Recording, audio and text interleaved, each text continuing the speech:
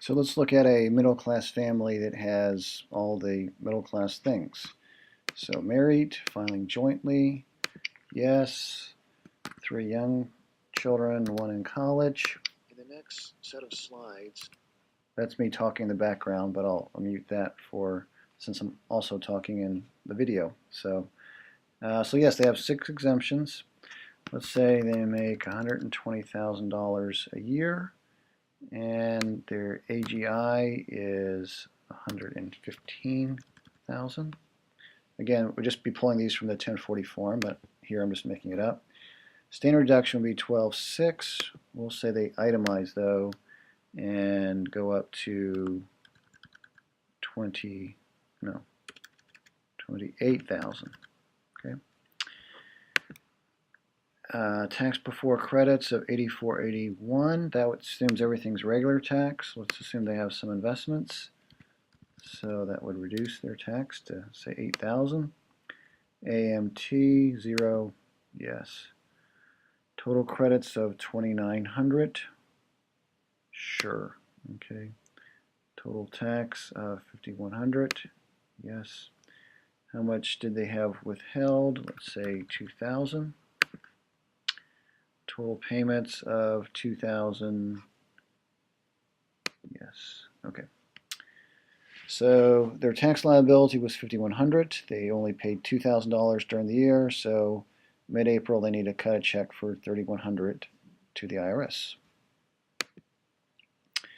This is really pretty interesting. Out of that $120,000, over 57,000 of that, almost half, is not taxed at all. They had 2 types of income. Regular income was the majority. They also had investment income of over $3,000. Here is the tax bracket, so they are in the 15% tax bracket. You can also look at this, and it's not necessarily exactly to scale, but they would have about 16,000 or so before they moved up into the next bracket, which is the 25% bracket. Here is the math behind how their $8,000 of regular tax is found. And then their investment income, since they were in the 15% tax bracket, it means any investment income is taxed at 0%. Pretty nice. Here's a summary then. They had 8,000 of taxes before applying any credits, then taking off 2,900 of non-refundable tax credits. Leaves a tax liability of 5,100, and they paid 2,000, leaving 3,100 still to pay. Okay. So adjustments to income. Now this can be kind of imposing, but really for most people there's only 2 or 3 of these. For them, we'll suppose they made an IRA contribution. Okay. Non-refundable credits of 2,900. TaxSmack automatically found that. It could be higher if you had some, say, energy improvements in your home, or if you paid for college tuition. Here, though, it turns out if you look at this person's 1040, it was all the child tax credit, which typically is $1,000 per younger child. We'll see, though, that they got slightly phased out because they had a relatively high income. They itemized their deductions, a total of 28,000. So we need to go through here. Let's suppose they had 6,000 in state taxes and $4,000 property taxes.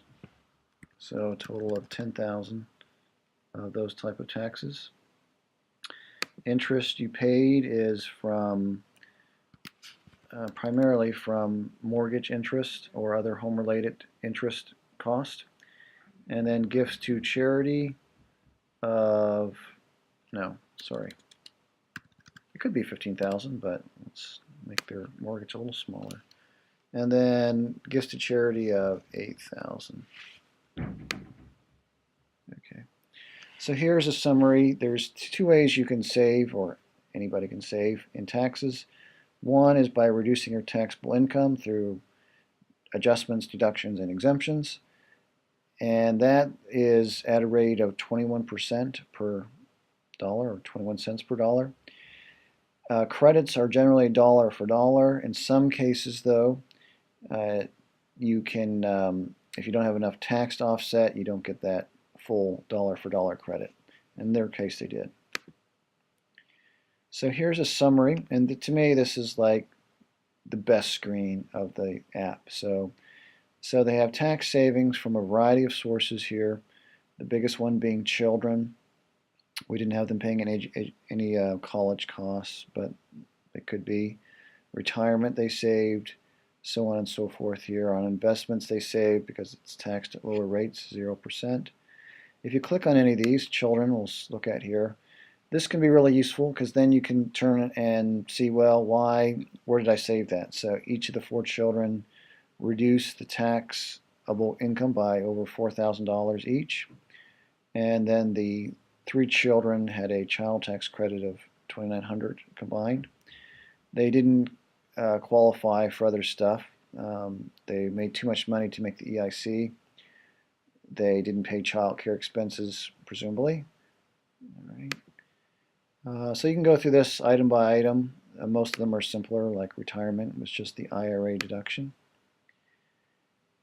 The last major piece of information is this phase out. So as you make higher incomes, at some point the IRS or tax code has said you don't get the full tax benefit of this. So roughly these are ordered from top to those where you really have to make a lot of money to get any deductions.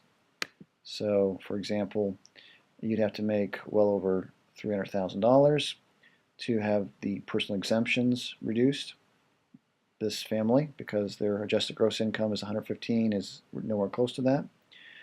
There's some others here. So for example, the one that was actually applied here, the child tax credit begins being phased out at 110,000. Their AGI was 115. That's why they didn't get the full $1,000 or $3,000 for the 3 kids credit. So the red means they made too much money entirely to get the credit at all, so the EIC or retirement savers credit. Others were just reduced, so yellow is warning it's reduced. Not necessarily a bad thing, you just made a lot of money, so you don't get the full tax benefit. So that's a quick summary. I think I've done it in under 10 minutes. I'm sure you can do it as well for your 1040 and your family situation. Take care.